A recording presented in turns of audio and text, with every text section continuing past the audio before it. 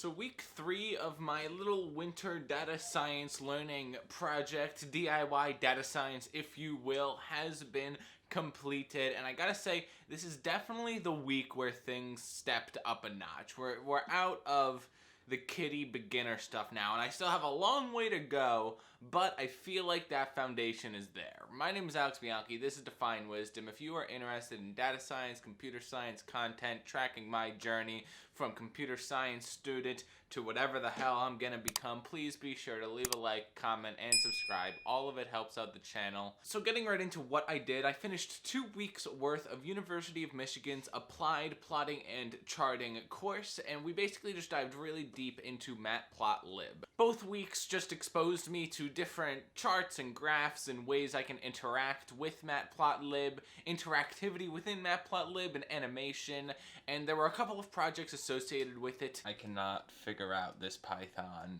shit for the life of me right now.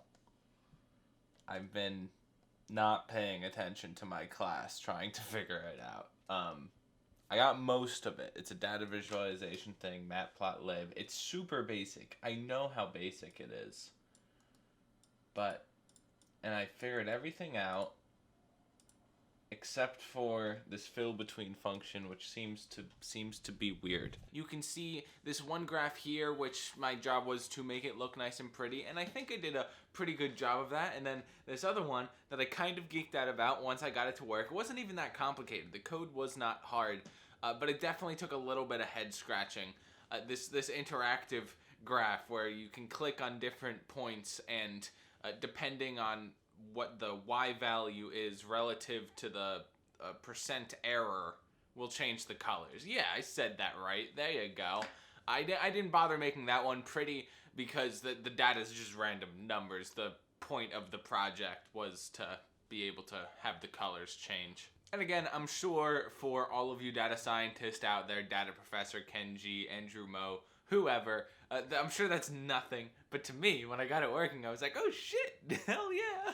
Moving on to SQL, I practiced some SQL from the Stanford course that I took that I finished most of last week. I made an ANKI deck, some spaced repetition software so I can flip through my flashcards and be able to remind myself of different SQL functions. And SQL is really easy. It really melds with my brain well. I don't know if it's easy for everyone, or that's kind of what SQL is meant to be, but yeah, it's really just not overwhelmingly difficult. I'm sure there's more to learn about, but as far as SQL fundamentals, I feel solid. I think I'm going to practice on LeetCode, keep it fresh in my mind, but I'm not too worried about leveling up that skill. And before we get to the fun machine learning stuff that I mixed up this week, Nand 2 Tetris went great. It was in many ways an extension of the first week. We built some more complex processes. We built the core of the CPU. And yeah, things are definitely leveling up pretty quick. I know that's what the course is meant to do, and I'm enjoying it. This week, it really clicked for me. Last week, I was fumbling around, and I didn't really understand what I was doing, but I was figuring it out piece by piece. And this week, it kind of clicked. I was able to just do it. I understood the fundamentals behind it, and it went well. So I'm excited to see where it progresses. And then finally, for the machine learning, the holy grail of data science, what did I do with it? And well, I did a lot. I completed both of Kaggle's micro courses, the beginning machine learning and the intermediate machine learning, and I started Google's Intro to Machine Learning course. The Intro to Machine Learning course I did a few hours of, and honestly, it was great. It was, in a lot of ways, the things that I already learned in Kaggle, but I think it was really important that I had that background in Kaggle before I dove straight into the Google course, and I'm learning a lot. I'm enjoying the machine learning bit the most so far, and it's funny because I knew nothing about machine learning before this week. I made it this far in the data science and the Python and NumPy and just kind of the grunt analysis work of tabular data, and now I got to machine learning, and I'm like, oh, this is the fun stuff. So it was definitely surprising. I did not know what I was missing, but I'm looking forward to next week because I feel like I'm going to be able to really pour that foundation. There's a chance I could finish the Google intro course just because I seem to be flying through it, and I'm really good at just sitting down one morning. 8 hours later, I've just torn through a course. So I think there's a chance I can finish the Intro to Machine Learning course, and then after that, I'm really going to be looking for projects to start thinking about. I know up ahead, because I think I'm also going to finish the applied plotting and charting this week, the final project for that class from the University of Michigan.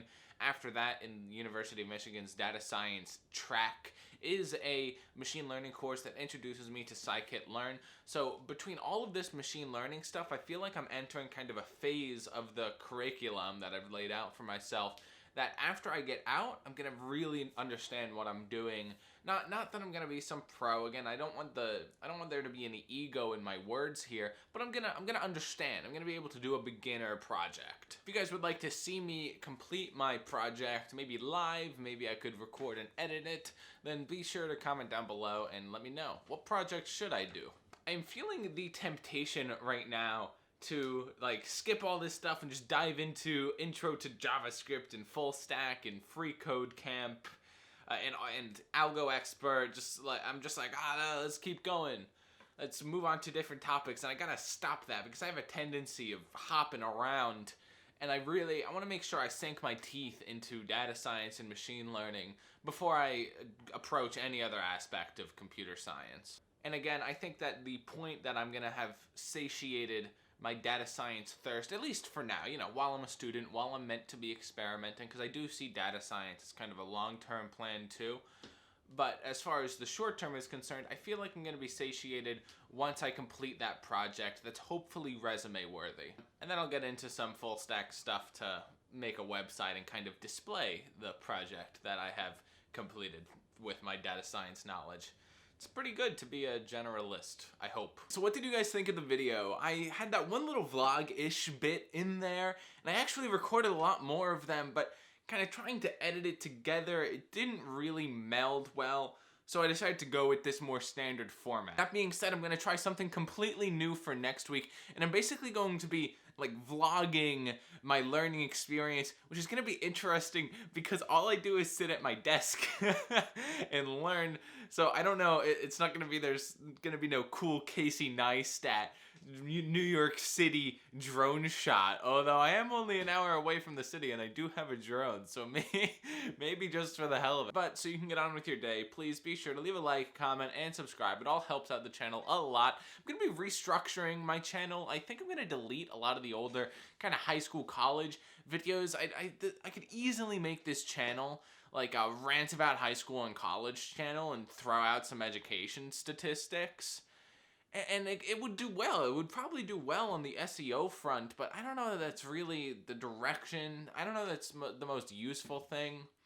So I'm gonna try and restructure my channel towards computer science, which kind of gets away from what the mission statement of the channel was, which was to be kind of a home for high school students who were ambitious and felt left behind by the education system. And yeah, so I don't know, but I'm gonna be experimenting with the channel. I'm gonna try removing a bunch of stuff from the channel, making it all comp sci based, see what the growth is like there. Maybe I'll try something else, just kind of experiment until I find a groove. I'm growing. The data science stuff is doing well, so I'm excited about that, and I think there's a lot of opportunity there. So who am I to leave out opportunity? Wait, I'm the dude that isn't on TikTok, even though I have 12,000 followers on TikTok, just because I don't like the platform. So I'm a hypocrite. What can I say? Like, comment, subscribe. See you next week.